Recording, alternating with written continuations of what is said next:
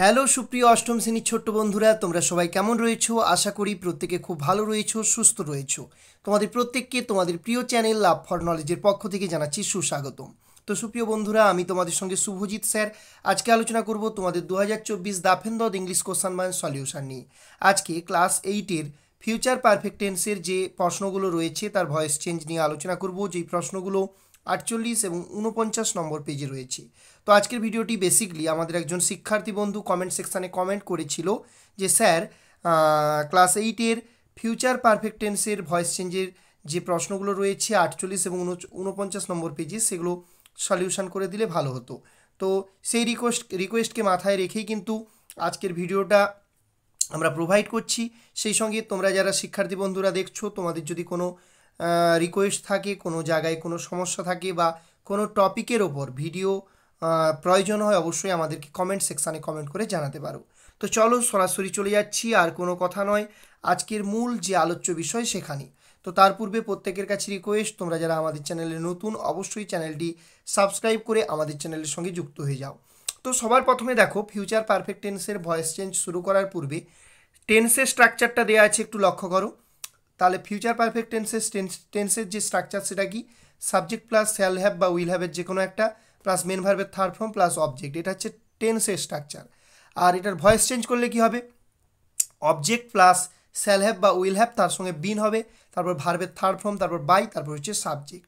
অর্থাৎ আমরা যদি বলি যে অবজেক্টটাকে সাবজেক্ট করতে হবে, ঠিক আছে, এবং তারপরে শ্যাল হ্যাভ বা উইল হ্যাভের যে কোনো একটা বসবে, এবং তারপরে বিন বসবে, তারপর মেন ভার্বের থার্ড ফর্ম বসবে, তারপর বাই প্রিপোজিশন বসবে, সবশেষে সাবজেক্ট বসবে। তো একটা উদাহরণ যদি আমরা দেখি তাহলে বিষয়টা খুব সহজ হয়ে যাবে। দেখো, তো প্রথমে যে উদাহরণটা রয়েছে, দেখো, mother will have cooked the meal. তাহলে এখানে সাবজেক্ট কি? এখানে সাবজেক্ট হচ্ছে মাদার, এখানে সাবজেক্ট হচ্ছে মাদার। উইল হ্যাভটা auxiliary verb, cooked main verb, the meal হচ্ছে অবজেক্ট, অবজেক্টটাকে সাবজেক্ট করলাম দ্য মিল। দ্য মিলের পরে কি বসবে?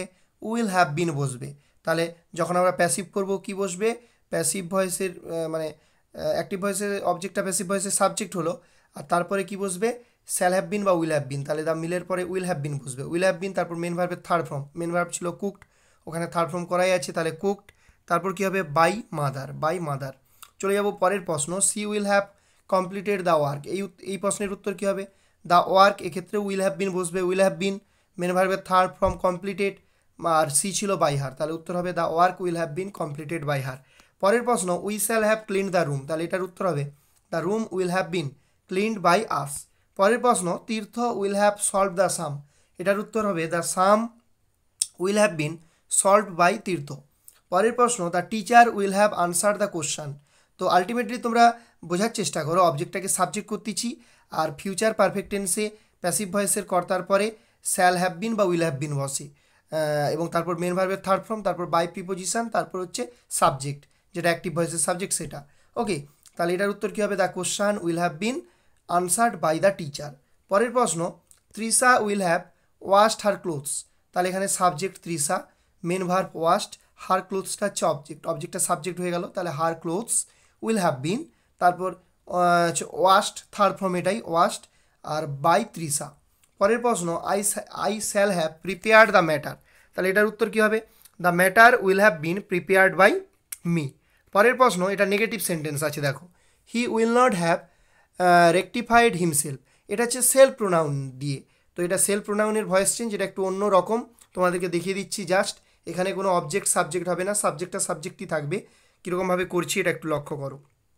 হি ছিল হি থাকবে, উইল ছিল উইল থাকবে, নট ছিল নট থাকবে, হ্যাভ ছিল হ্যাভ থাকবে, কেবলমাত্র বিন বসে যাবে। He will not have been rectified by himself, এখানে একটা বাই বসে যাবে এই জায়গাটায়। এগুলো হচ্ছে সেলফ প্রোনাউন দিয়ে হলে এরকমভাবে করতে হয়।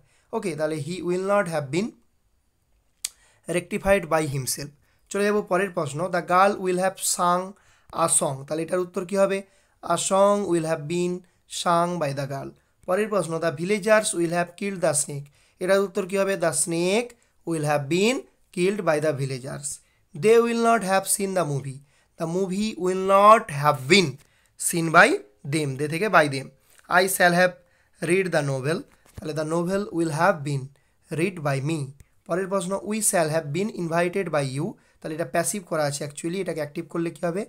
You will have invited us. Okay, পরের প্রশ্ন, the house will have been decorated by them, এটাও প্যাসিভ করা আছে, তাহলে এটাকে অ্যাক্টিভ করলে উত্তর কী হবে? They will have decorated the house. Okay, পরের প্রশ্ন কি বলছে? The news will have been heard by you, তাহলে এটাও প্যাসিভ করা আছে, অ্যাক্টিভ করলে কি হবে? You will have heard the news.